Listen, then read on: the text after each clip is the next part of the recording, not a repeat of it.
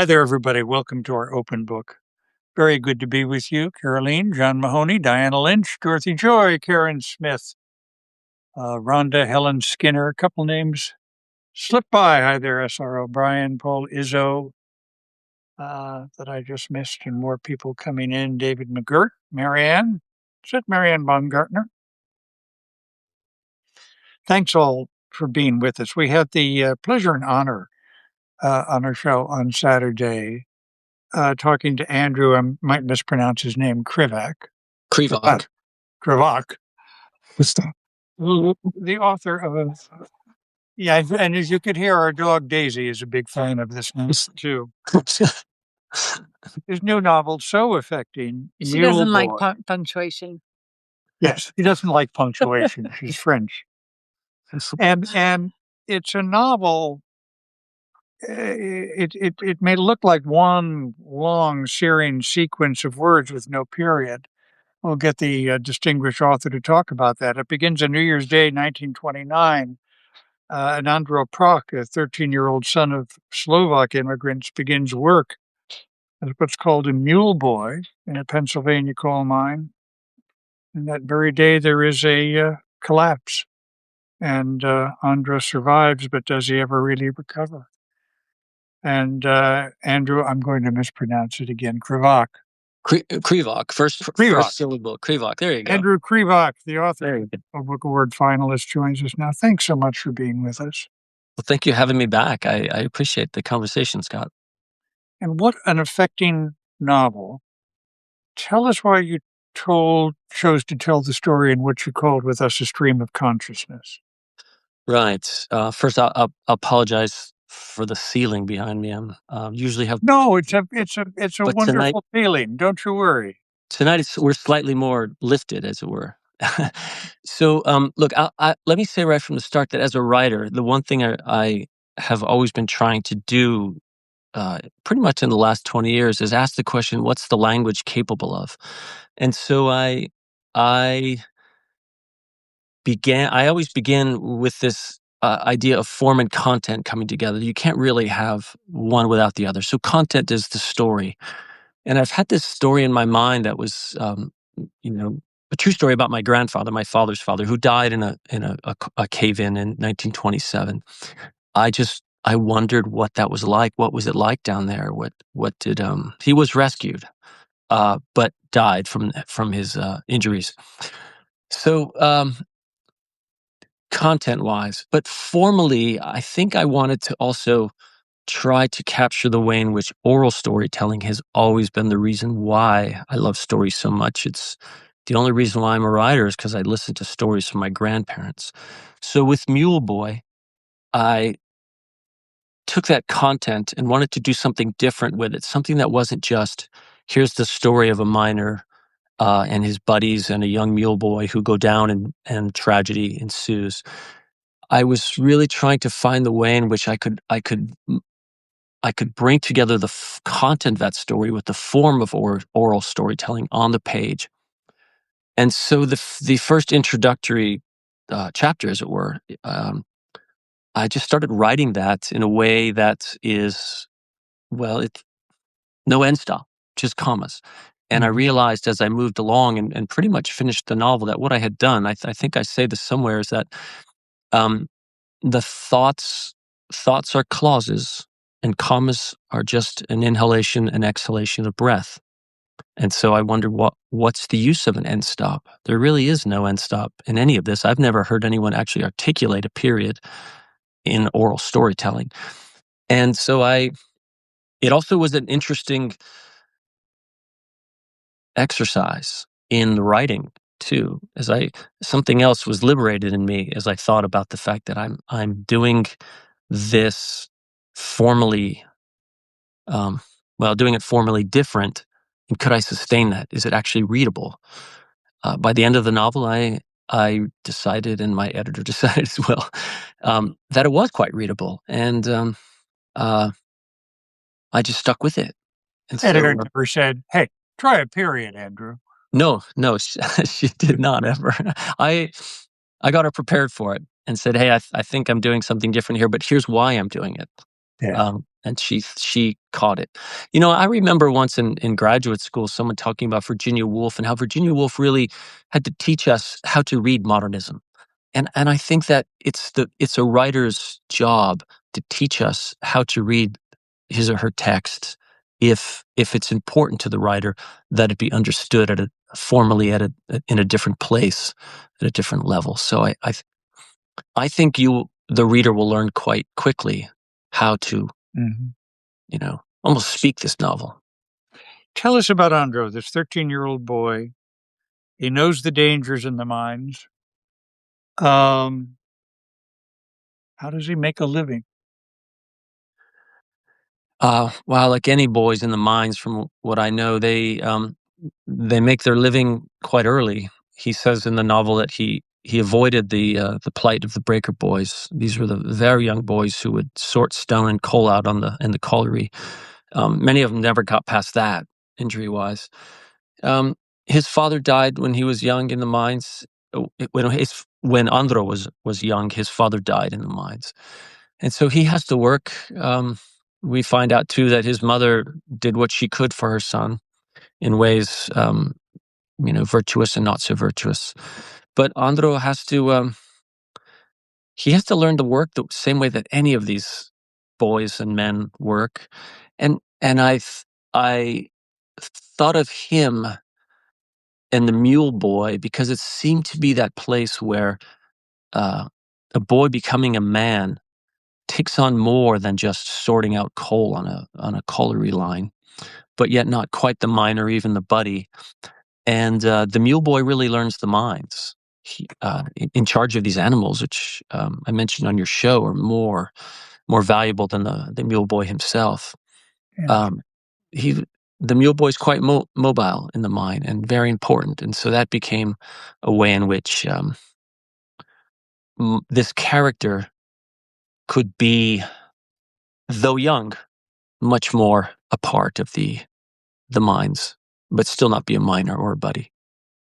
And tell us about this trio that is caught together in the collapse. Well, I say trio, there's also should be a quartet because Right. there's John, Chibala, Stefan Bozak, and a mule. A mule, yes, and Wick Emil and Maddie are the two buddies. Every miner has a buddy, yeah, and um, they die quickly. But it's it's this constant desire to survive. How are we going to get out of here? Miners are great decision makers. They know how to do the work of being in the mines, and so now they shift quickly to doing the work of getting out of that mine. And it becomes essentially this realization that they're not going to get out. And so um, each of them has his own um, moment of realizing that this is the end. And the old Stoic notion of the memento mori has also really got me thinking a lot of my older age about what that would mean for men in the mines as well as now. So has this story been stirring in you since you were a youngster, do you think? very much so. My father would take us to see my grandmother. Miss, Over Genevieve. Well, that was my aunt. So my Right. grandmother lived with my aunt and her husband, Ah, and right. they lived across the river. We lived in Dallas, which was up in the back mountain west of Wilkes-Barre. I was born in Wilkes-Barre, but we lived out in the mountains, and no mining out there. But we would drive down the valley, go over the 8th Street Bridge in Pittston, and drive up to Inkerman, where my aunt Genevieve and Uncle Stan had a house, and my grandmother lived with them. And as soon as you come out of the back mountain and you approach the valley, it's just in those days in the 70s, it was just slag heaps, and there were a few collieries left, trestles that trains would have gone over, and that really made an impression on me as a boy. I knew that I would never go down in the mines, but I also knew that men did, and my grandfathers died in them as a result. And so, yeah, it stuck with me a great deal.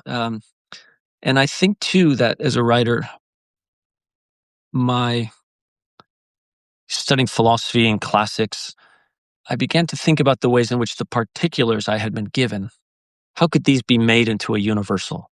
And so thinking about the Greeks and the Romans and what they tried to approach, even the modernists, the Americans in Hmm. their own writing, how they took what they were given in particular places and made something universal out of it. So I had this cooking in me for a while.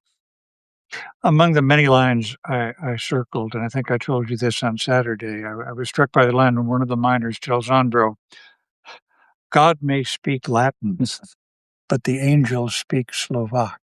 That's right. Yes. And it reminds us immigrants built this country with their hands, carved it up That's in the ground. that's true. Yes, both my parents spoke Slovak.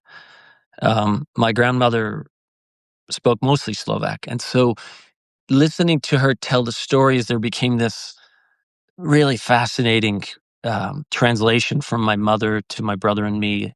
Uh, as we got older, we picked up on a great deal of Slovak as well. But it was it.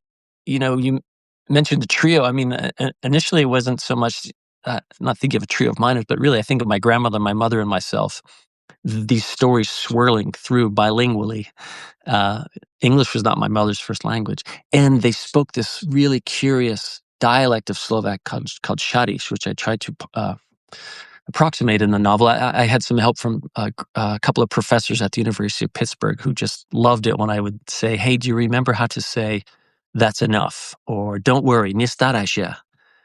And so I thanked them in the end. But this was the language I grew up listening to. Yeah. So And we have some questions coming in. Without giving too much away, I think we indicated Andro survives. yes. But what an escape. I don't want to Mm. in any way hint at that. It's harrowing and extraordinary. Um, I'll just leave it at harrowing and extraordinary. And he goes on to so much else in his life, but in a sense, he's still trying to get out of that darkness, isn't he? Yes, yes. Yeah. I mean, I think the question of what's given and what's made for Andros is, he's not an artist, but it's a similar question for him. It just happens to be he was given a tragedy and struggles with that a great deal. Um, and I suppose I also wanted that to be, to have places in there be where he found some kind of peace, actual peace, and then a spiritual peace and a connection. The rosary is a quite a leitmotif in the novel, and I think that you know we we grew up Catholics, and it was not you know progressive or conservative Catholics. It was just the '70s, and we are Eastern Europeans, and we are just Catholics.